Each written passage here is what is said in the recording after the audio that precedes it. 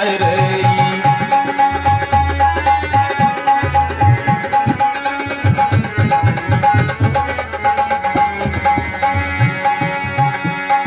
सरदा पुनि ससियप हरई, संत दरस जिमि पाप कटरई। और रामचरितमानस में नवधा भक्ति में अनसुईया चरित्र में भगवान श्री राम स्वयं कहते हैं ऐसे स्वभाव वाले संतों का जहां सम्मान होता है। सप्तम मोहि मन सम जग देखा, मोते अधिक संत कर लेखा।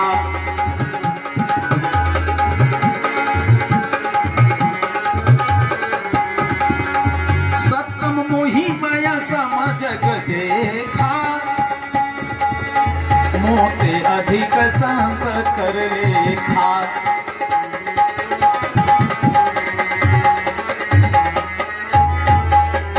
ऐसे संत जीवन में मिल जाए तो कितना भी रुका हुआ कार्य है, जीवन के सारे पाप नष्ट हो जाते हैं। देवर्षि नारद का प्रादुर्भाव हो गया। चित्ररेखा अपनी समस्या को बता दिया कि प्रभु मैं द्वारिका में प्रवेश करना चाहती हूं, लेकिन चक्र पहरे पर है। भगवान देवर्षि नारद चक्र को बुलाए, कहा चक्र क्या कर रहे हो? चक्र ने कहा मैं परिक्रमा करके भगवान की रक्षा कर रहा हूं। कहा बड़े मूर्ख हो चक्र, वो द्वारिकाधीश हैं, त्रिलोकीनाथ हैं, तीनों लोकों के प्रत्येक प्राणियों की रक्षा वो स्वयं करते हैं, जगदीश हैं, और उनकी तुम रक्षा कर पाओगे? चक्र ने कहा क्या कहे महाराज, आदेश है। कहा तुम आओ। कहा आप कहां जा रहे हैं? कहा जा रहे थे दर्शन करने भगवान श्री कृष्ण का। कहा पट बंद है। चक्र ने कहा पट बंद नहीं, इस समय मध्याह्न 12 बजे रात्रि है। तो देवर्षि नारद कहा, देवर्षि नारद कहते हैं कि अब वापस तो नहीं जाऊंगा, समय व्यतीत करना है 4 घंटे, लेकिन अकेले कहां बैठे, आओ चक्र तुझे कुछ ज्ञान की बातें बताएं। चक्र कहा महाराज मेरी ड्यूटी है रे। कहा तुम ड्यूटी क्या करोगे? जीवन में कभी सत्संग नहीं किया है। ता अपवर्ग सुख तात स्वर्ग अपवर्ग सुख, धरिय तुलाए कोयंग, तूलन ताहि सकल मिली, जो सुख लव सत्संग। सत्संग की महिमा बताने लगे। अब चक्र बेचारा बैठ गया। चित्ररेखा प्रवेश किया, सैया सहित आकाश मार्ग से लेकर के चल दिया। रास्ते में माला टूटा अनिरुद्ध जी का और आकर के चक्र के ऊपर गिर गया। चक्र थोड़ा सा सर उठाना चाहता था कि देवर्षि नारद ने कहा कि देखो चक्र, तुम सत्संग में बैठे हो तो देवता तुम्हारे ऊपर पुष्प की वर्षा कर रहे हैं। चक्र और खुश हुआ, और जब चित्ररेखा लेकर के निकल गई अनिरुद्ध जी को, तो देवर्षि नारद ने कहा भैया अच्छा आज चलते हैं, फिर कभी आएंगे तो प्रभु का दर्शन करेंगे। नारायण नारायण कहते हुए प्रस्थान कर गए। इधर प्रातः काल सवेरा हुआ, राजप्रसाद में यह सूचना आ गई कि अनिरुद्ध जी सैया सहित गायब हैं। चक्र का बुलावा हुआ। चक्र ने कहा मैं तो पहरे पर था। कहा कोई आया था? कहा देवर्षि नारद। भगवान श्री कृष्ण समझ गए बस नारद की माया है। इधर अनिरुद्ध जी को ले जाकर के चित्ररेखा उषा को दिया। 15 दिवस पर्यंत उषा के साथ अनिरुद्ध जी रहते हैं। और जब बाणासुर को ज्ञात हुआ कि एक अनाधिकारी पुरुष आकर के मेरे घर में रह रहा है, तो बाणासुर अनिरुद्ध जी को ले जाकर के जेल खाने में डाल दिया।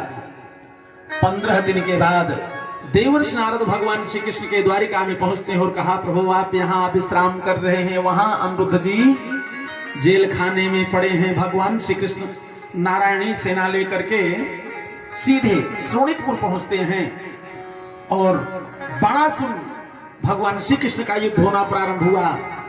जब बाणासुर को यह लगा कि अब हम परास्त हो जाएंगे, तो उसी समय भगवान शिव का ध्यान किया। भगवान शिव आ गए। भगवान शिव और भगवान कृष्ण का युद्ध होना प्रारंभ हो गया। भगवान कृष्ण पूछते हैं प्रभु आप कहां? भगवान शिव कहते हैं मैं अपने भक्त की रक्षा करने के लिए आया हूं प्रभु। अब हरि और हर में युद्ध होना प्रारंभ हो गया। परिणाम यह हुआ कि भगवान शिव भूतक ज्वर छोड़ते हैं, तो भगवान श्री कृष्ण नारायण ज्वर छोड़ते हैं। एक दूसरे का भयंकर घनघोर युद्ध होता है और अंत में नारायण ज्वरी भूत ज्वर को पटक देती है। अंत में बड़ी प्यारी स्तुति करती है भूत ज्वरी, तब जाकर के नारायण ज्वर से छोड़ती है। भगवान शिव युद्ध करते करते पशुपति अस्त्र उठा लिए, भगवान कृष्ण चक्र उठा लिए। सारे देवताओं में हाहाकार मच गया कि अब क्या होगा, अब तो प्रलय मच जाएगी। जब ये दोनों महापुरुष ही युद्ध करेंगे तो संसार का क्या होगा। सारे ऋषि मुनि महात्मा अमलात्मा विमलात्मा योगेंद्र मुनिंद्र बड़े बड़े यक्ष किन्नर गंधर्व देवता सब पधारे, हाथ जोड़कर कहा प्रभु आप लोग ही ऐसा करेंगे तो संसार का क्या होगा। तब भगवान श्री कृष्ण जिम्भ्रास्त्र अस्त्र छोड़ दिए।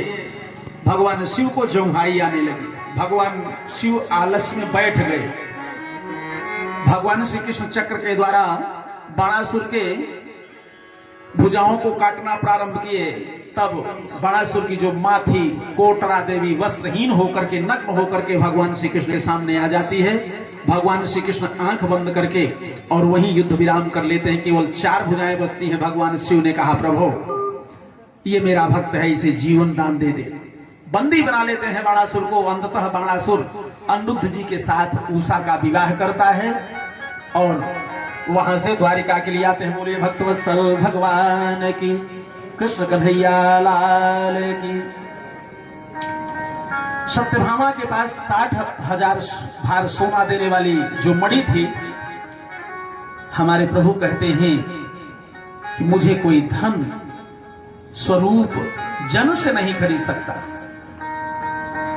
राजा लोग किलों में रहते हैं लेकिन हमारे प्रभु भक्त के सरस हृदय में दिलों में रहते हैं। निर्मल मन जन सो मोहि पाओ।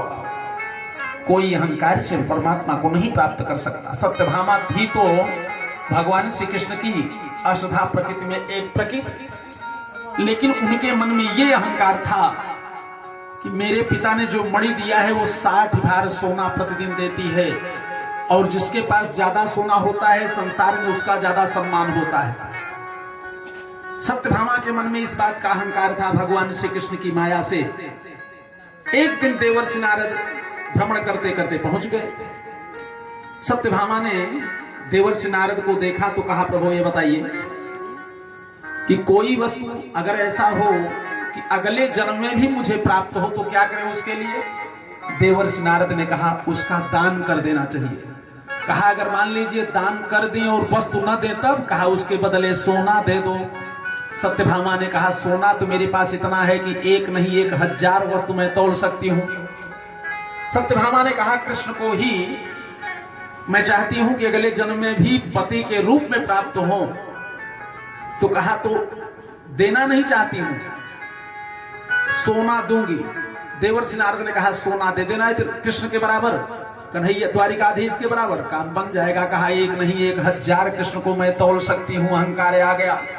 देवर्षि नारद ने कहा मेरे पास गंगा जल भी है, कुशा भी है, तुरंत ले संकल्प करो। अच्छे कार्य में विलंब नहीं करना चाहिए।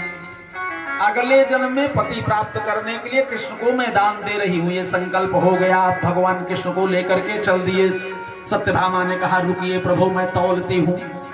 अब तराजू लाई। तराजू पर एक तरफ भगवान श्री कृष्ण बैठ गए और एक तरफ 1 कोना 2 कोना 3 कोना घर के सारे सोना को ला करके रखती गई। लेकिन कृष्ण का जो पलड़ा था वो नीचे और सारा सोना ऊपर जाता गया। सब अंतिम हो गया। यहां तक कि शरीर के सारे आभूषण उतार कर रख दिए लेकिन वो सब सारा सोना ऊपर। देवर्षि नारद ने कहा क्यों सत्यभामा अब लेके जाएं। कहा नहीं रुकिए अभी 16,107 बहनें हैं मेरे पास। सबके पास दौड़ी दौड़ी गई। कहा बहन मुझसे बहुत बड़ी भूल हो गई, जल्दी करो सोना दो नहीं तो अभी हमारे स्वामीनाथ चले जाएंगे।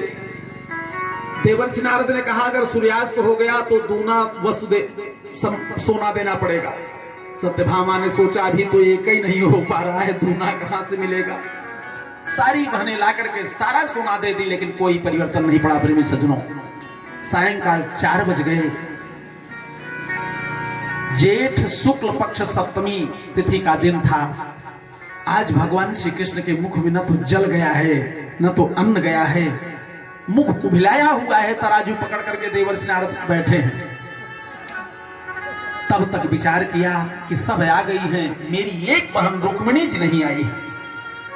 दौड़ी दौड़ी गई सत्यभामा, कहा बहन क्या कर रही हो? कहा कुछ नहीं।